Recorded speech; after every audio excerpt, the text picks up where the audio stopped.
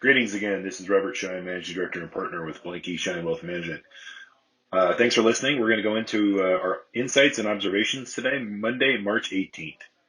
Well, the major story of today is markets are higher. And simply that was on the heels of Federal Reserve Chairman Jerome Powell says the economy faces a long, uncertain recovery in his interview last night on 60 Minutes.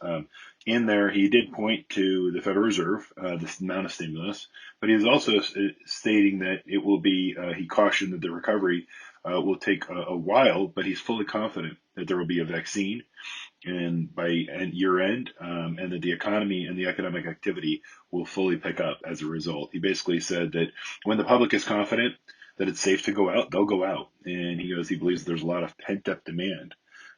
So in the interim, there's a lot of risks that the Federal Reserve Chairman said that the Fed is willing to be the backstop, as I've said several times.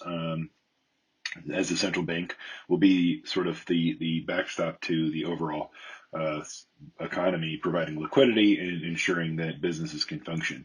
So that provided in the Sunday interview a very rare look. Federal Reserve chairmen don't ever go on 60 Minutes, but I think this is something that he felt very confident that he wanted to do to show that there's, confidence behind the markets, and that's the Federal Reserve. And so we're seeing that play out in the markets today.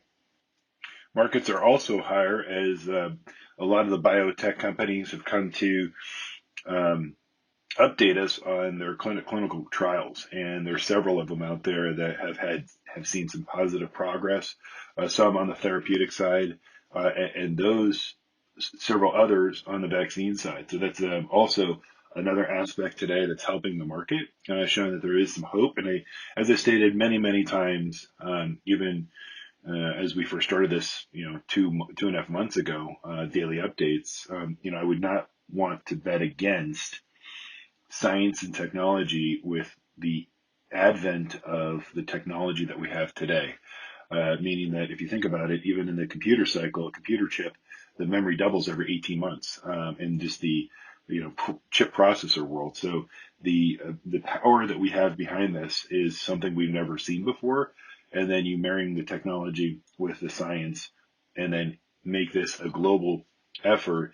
And finally, you have all the central banks, all the governments putting money towards the biotech, the research, the medical communities. That's something that I think is a huge net positive, not only from this particular case in time with the virus, but going forward for many years to come.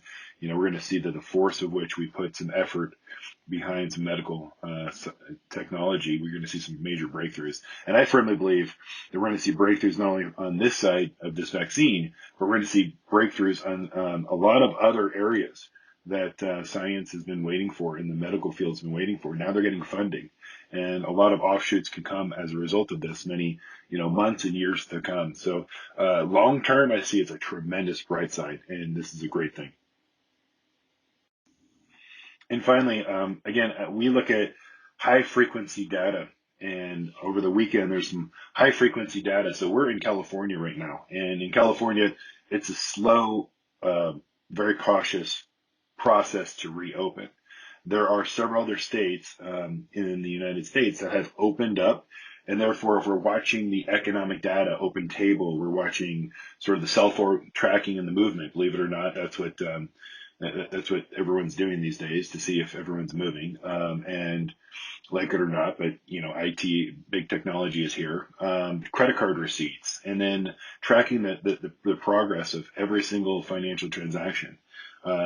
That's why markets are up again, simply because there is some economic pent up demand, and there is areas of the economy, again, not in California, but there are areas of the economy that are moving, and they have been moving for several weeks now. And as a result, they have seen some spikes in, some COVID-19 cases, but at the same time, I guess they reported it on CNBC this morning. They showed that there's spikes in several different states where they reopened, but right underneath the stat, even